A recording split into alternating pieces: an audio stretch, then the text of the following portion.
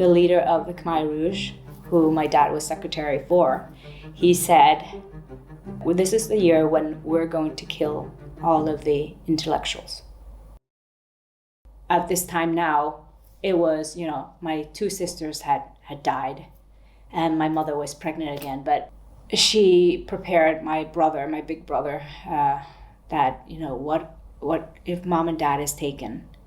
This is what you need to do. So one night she said, she just got down on her knee and she just basically begged, God, whoever you are, Buddha, Allah, God who made the heaven and the earth, please save us. Please save us from the Khmer Rouge. Save us. And if you save us, we'll serve you. So I was 2 years and 3 months when they came, because they entered our Battambang city on April 24th, 1975. But the week before, they took over the capital, Phnom Penh. And so this is when all the chaos took place. Nobody knew what was happening. Everybody thought this is a celebration because we have undergone many years of civil war in the country. And then now Cambodian people just wanted freedom. And they thought that the Khmer Rouge were the people who were going to give them freedom. But then they didn't understand that this was only the beginning of hell on earth. I was raised in a wealthy, upper middle class family. So my mom did not take care of me when I was a young girl. She gave me up to my nanny, who happens to be my grandmother's sister. So I basically spent my time with her, but so I was not together with my parents at all. But my brother was, my older brother, who's 5 years older than me. But what I do remember is during the Khmer Rouge. So when the Khmer Rouge came and took over Cambodia in 1975, we were all evacuated into the countryside. So my family, in the tumultuous time there in 1975, my parents were trying to get us together, the children actually, because there was my older brother, I call him a pro, bang pro, he's my older brother, so in the Khmer language you would call somebody older bang pro, and I have a little sister that was 9 months younger than me, a toy. So those two were at my parents' house, and I was with my nanny, another part of town. And so my parents, because they were forced at gunpoint by the guerrillas to go out, just empty the city, and they were just being, herded like cows, just in different directions. My parents didn't know what was the intention with all of this, but they had to, pack their stuff, pack very quickly. The soldiers came to their house and they said, okay, the Americans are bombing. You have to get out of the city. Just 3 days. We promise 3 days, leave the city, and then we'll come back. Everything will be all right. So my parents and the rest of the inhabitants of Battambang city, and I suppose we learned later, in the entire Cambodia, had maybe 5-10 minutes to just assemble all of the things that they needed for this 3-day journey, And as my mom tells me, she was gathering my brother and my sister at Doi, and they had to leave, but they had no idea where I was or if they would meet me again. But they had an idea that, okay, eventually we'll try to find me. They tried to do that, but Khmer Rouge just stopped them. But as God would have it, and we didn't know God at this time, but as God would have it, my father and my mother actually met me spontaneously at a location where it was near our orchard. My family had a lot of property. So we ended up, my nanny and I and other relatives and my parents and my brother and my little sister ended up converging at this place, and that's where they met me.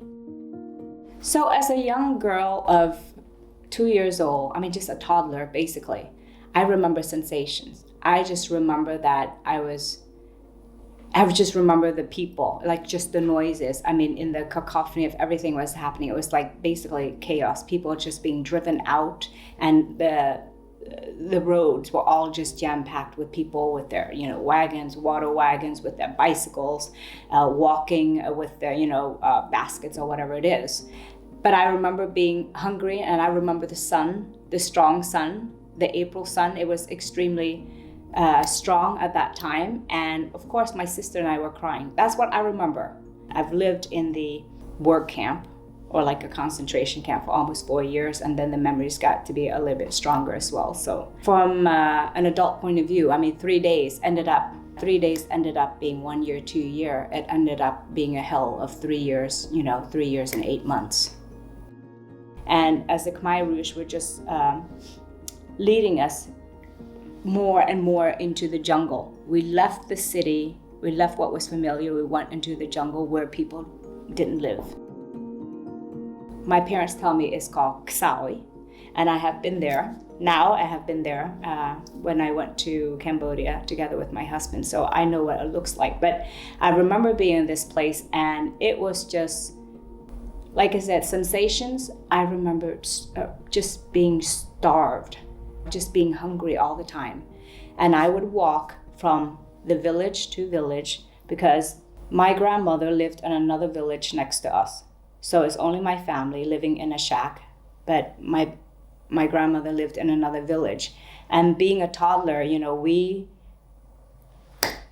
fortunately, we were not forced to do the hard labor. We were just in the countryside, basically in the jungle, having nothing to do. And then through the years, we were being starved little by little. And I remember being very hungry, walking to my grandmother's house and asking her, "Grandma, do you have anything to eat? I'm starved. Do you have anything? Do you have sugar? Do you have rice? Do you have any mango?"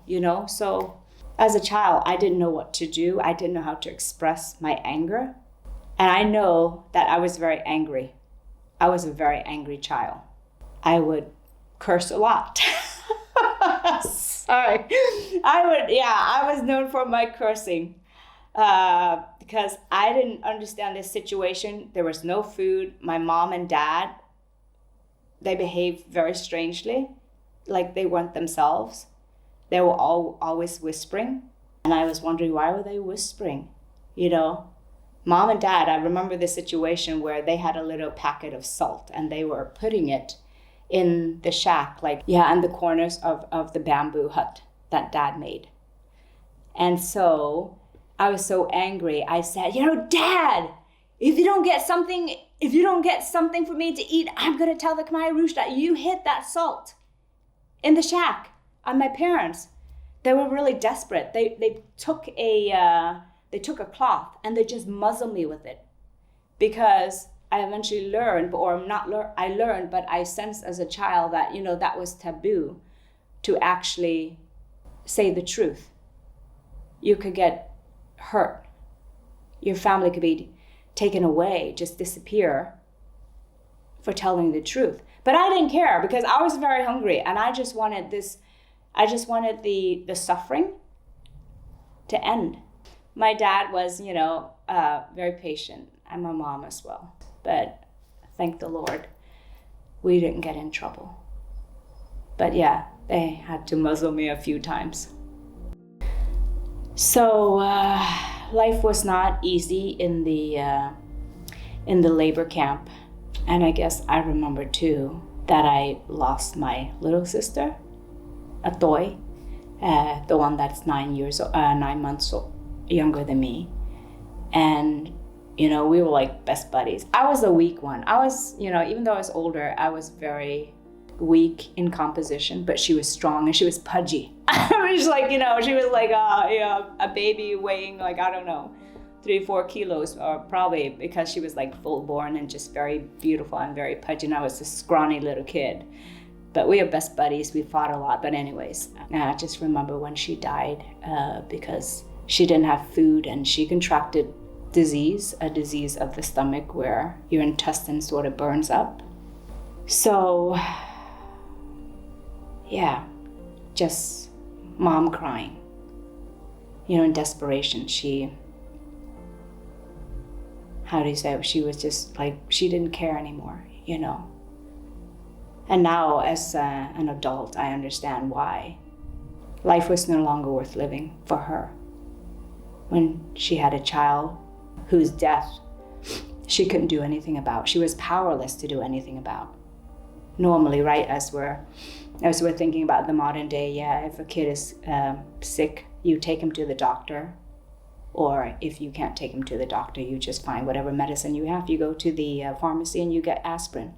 We didn't have any of those things. So I remember like crying. I just remember my parents being so sad. And as my parents told me, also there's during the course of time in the labor camp that the Khmer Rouge subjected us to. So another girl was born, a Gong, and she also died. She died of the same disease, starvation, which of course led to the burning up of the intestine, or the French says is gastroenteritis, and she expired as well. The Khmer Rouge, Khmer communists, had a very elaborate system of controlling people, and this is not something that was done overnight. So in the 1970s, Khmer Rouge were also, with their skirmishes with Vietnam, with the nationalists who are the liberators in my country, who really wanted to establish a modern democracy, a la, USA, for example. So at that point, they were already capturing village by village, and their strategy was to take over the rural people. So the farmers, country people, I suppose, the uneducated. And what they did was they would capture a village. They would come with all of their, the goods. They would give lots of food to the people. They ate as much as they wanted. And then gradually they started to indoctrinate these village rural people into the ideology of communism.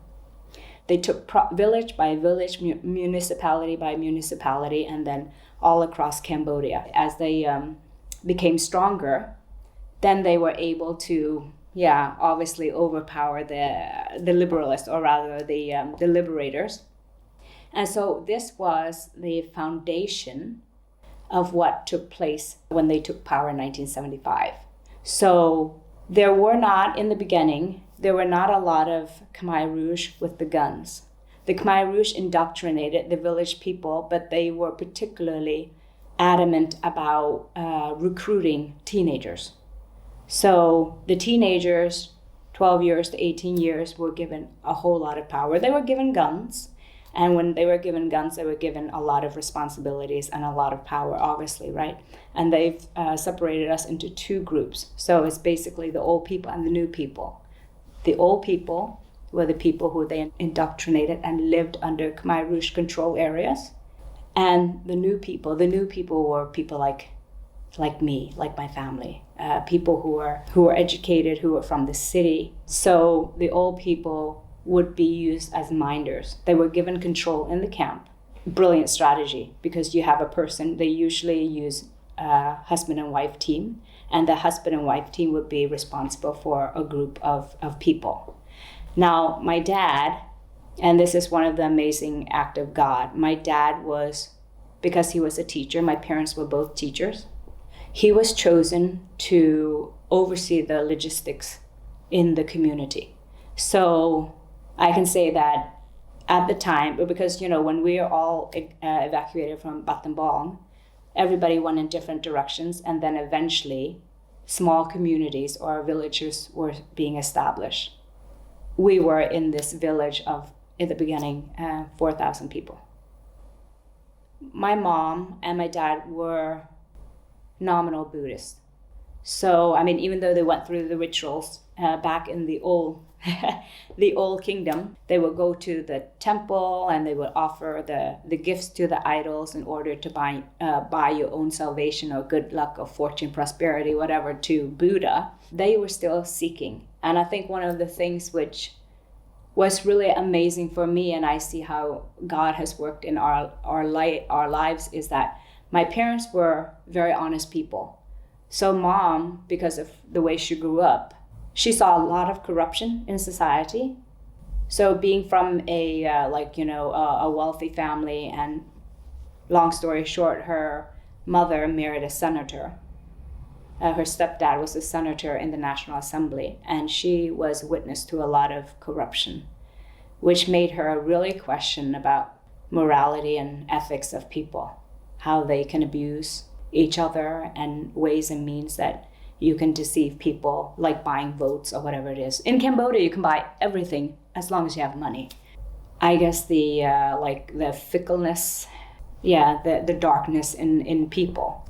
That, I believe, as a young girl, that caused her to look and to ask, about life, as I think all of us do, in various degrees. Why am I here, right? And what's my purpose?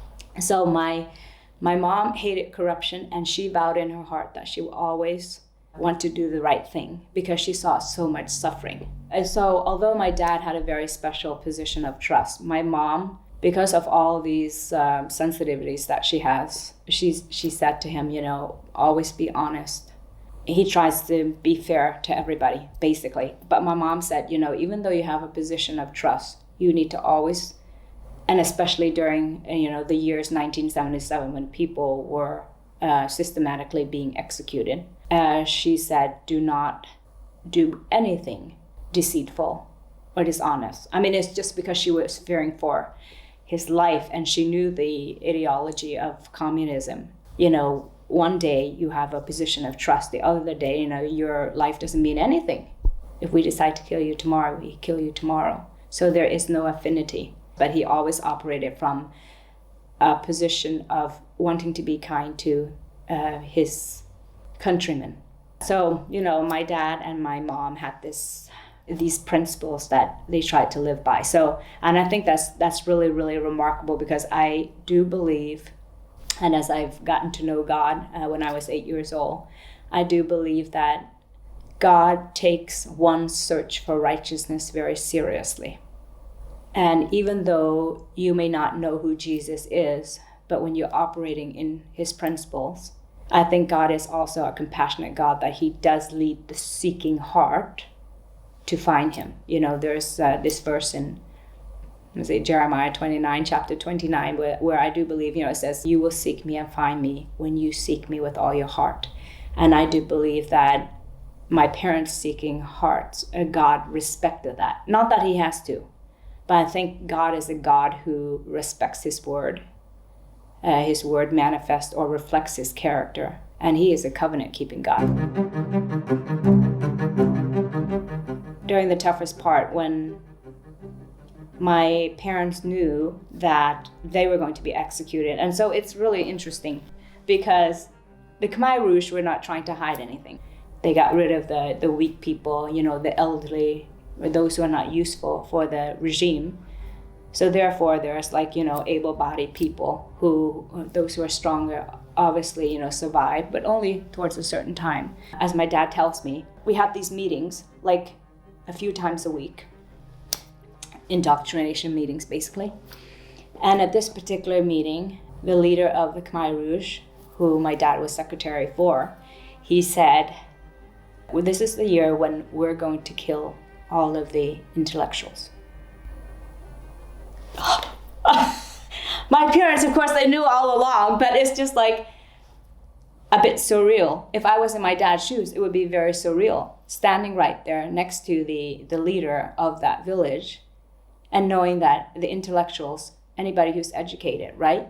The teachers, the lawyers, the doctors, the policemen, civil servants, anybody who could read or write, anybody who wears glasses, because that was also a sign of intelligence, you're going to be executed. And so people were being executed every night, The military arm of the Khmer Rouge would enter the village and they would just apprehend the people who were supposed to be executed, bounded them in ropes, and then took them out into the jungles, and then they were executed. And we know because of eyewitness accounts. I mean, those who have managed, who were wrongly called, came back and told about it, or those who have managed to escape. There was one gentleman who was wrongly called to be executed, so he was able to see what was going on, how people were sequestered in an area awaiting their execution. Did they shoot them? Or? At our camp, it was it wasn't shooting because the Khmer Rouge did not want to waste the bullets. So what they did was they hacked people to death with a hoe. But that's after they were tortured. So my parents knew that they were going to be executed. And my dad was the one who held the list. He knew which family, who was going to be called. And the system that the Khmer Rouge used to apprehend people. My mom, she was placed with a group of women during this particular time. It was in, the latter part of 1976 and then 1977. She was with the women, and what they would do every night was they would thresh rice to just refine it, and then the rice production was going to be sent to China in exchange for weapons for the Khmer Rouge. In her women's group, every night at 7 p.m., this was in 1977, and it was dark, 7 p.m. in the evening, her group could see that the Khmer Rouge were filing people, bounded, with ropes behind their back, one after the other, and they were being led out to the edge of the forest, which is, the jungle. And so at this point, when it all started for her desperation, and what happened was the woman leader of this group says, "Shh, get all the women down." And the women were, sequestered in the kitchen area, around the kitchen area, and they were not to look towards the road, passing our hut where we live. So this happened every evening. And so my mom, at one time, she was curious, so she looked, and that's how she saw that the Khmer Rouge were leading people. And those people, the day after, were not seen. They didn't appear back at the camp. And then, the Khmer Rouge had that meeting where they announced straight out that all the intellectuals are going to be executed. So she was very desperate. She knew that, okay, their turn could come at any time. And so she prepared my brother and myself. At this time now, it was, my two sisters had died, and my mother was pregnant again. But she prepared my brother, my big brother, that, what if mom and dad is taken? This is what you need to do. One night she said, she just got down on her knee and she just basically begged, God, whoever you are, Buddha, Allah, God who made the heaven and the earth, please save us. Please save us from the Khmer Rouge. Save us. And if you save us, we'll serve you. I believe, this was the culmination of her desperation. Who else could she turn to? And by all sense and purposes, there is no way that looking at things that anybody would survive. And, God is so faithful because he did save my family. We were able to survive through 1978.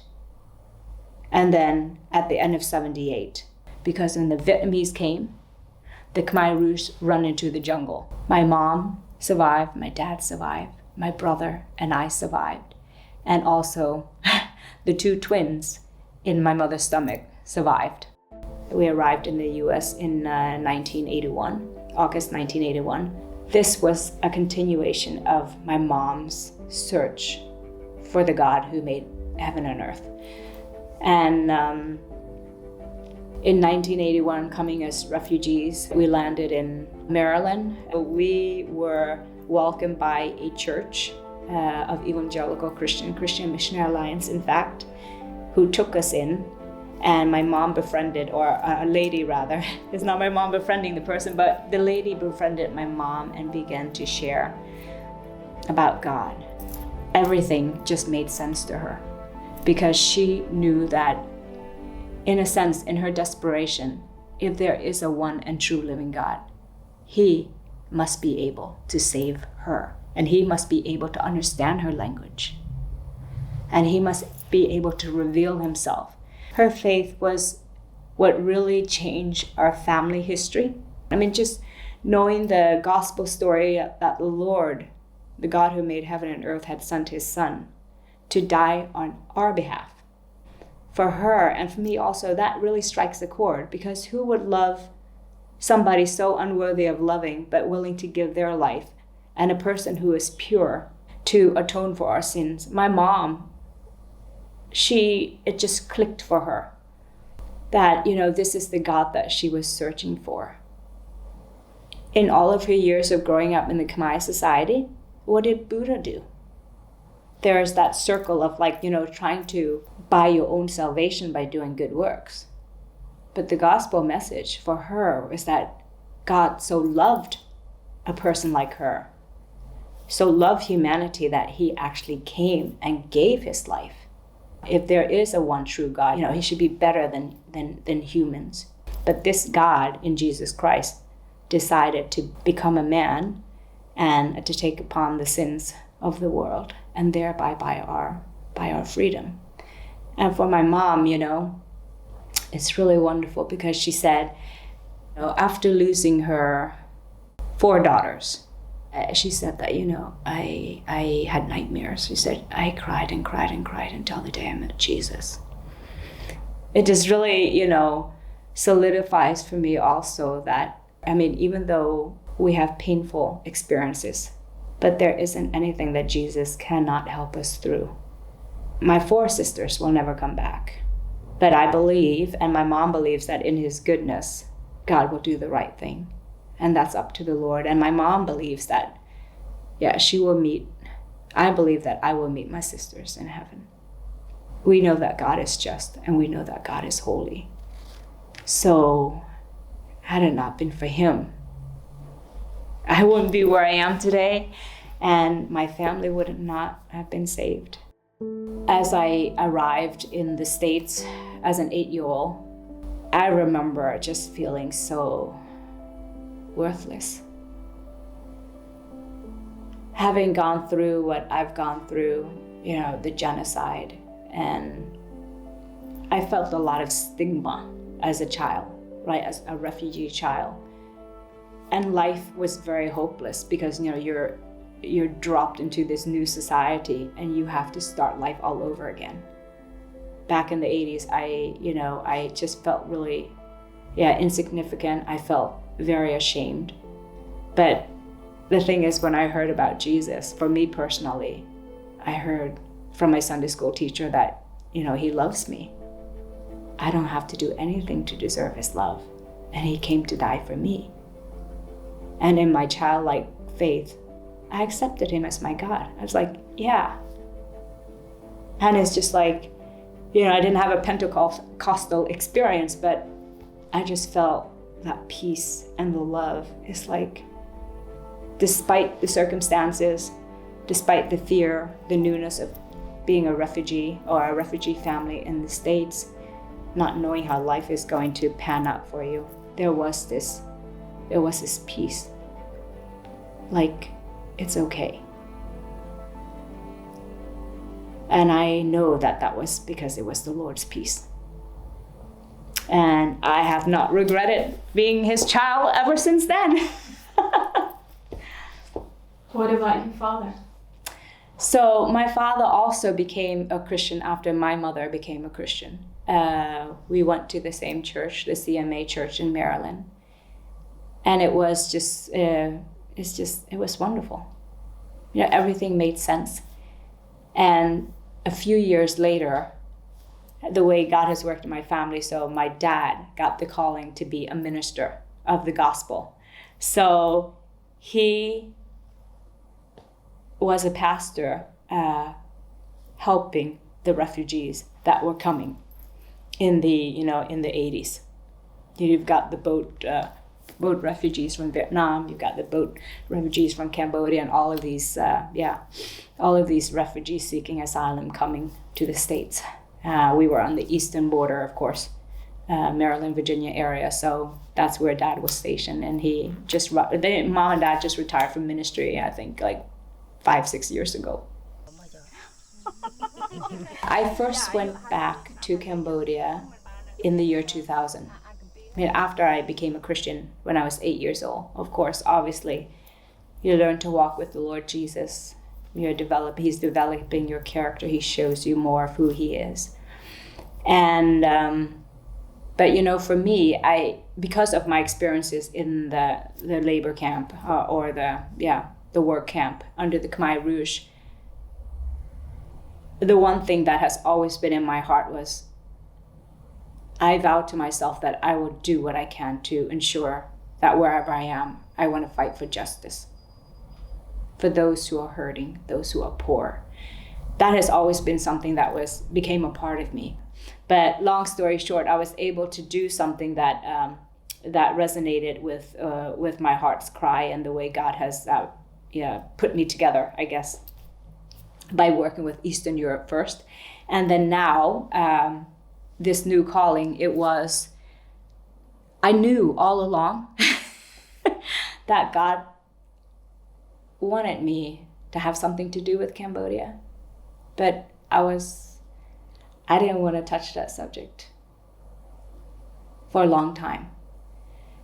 I was like, no, I'm not. I never want to go back to Cambodia for as long as I live. So when I went back in 2000, it was more so, it was sort of like a hygienic sort of tourist trip for me. It wasn't anything emotionally connected, and certainly it wasn't anything connected to my history, right? And the trauma that I went through. So, but then God has an amazing way of just working on a person's heart. And it is really funny though, because he actually worked on my husband's heart. I mean, he was always like, okay, we're going to go to Cambodia one day. And I said, no, Huddle, no, I'm not going to Cambodia. He's like, okay. So he was really patient. And one of the big things for me was I feared for my life. What's going to happen if the killing fields were perpetrated again by another Cambodian government? So I had a really intense fear for my life. But God had to reveal to me through his word that, he didn't give me a spirit of fear, but a spirit of power and of love and of a sound mind. That's one thing. But another thing is how great he is. He's almighty. He's sovereign. He's the one who created heaven and earth. He's the one who created me. Do I not think that he's able to protect me, even if he were to send me to Cambodia? And I had to say, yes, Lord, you can. And the best place for me to be is in your hands. And so as my life is in his hands, it's in the best place that could possibly be. So that was a major thing. And when I got to that point of surrender and submission, it was okay. And God also has given me, in the process of working with a lot of my thoughts and a lot of things I went through, he's given me a great love for my people. Because so great had God loved me. And the love that I experienced then and now, I want to be able to be a conduit for that as well to my own people who are walking in darkness. A year ago, January 2024, we started an organization, a ministry called the Stilt House.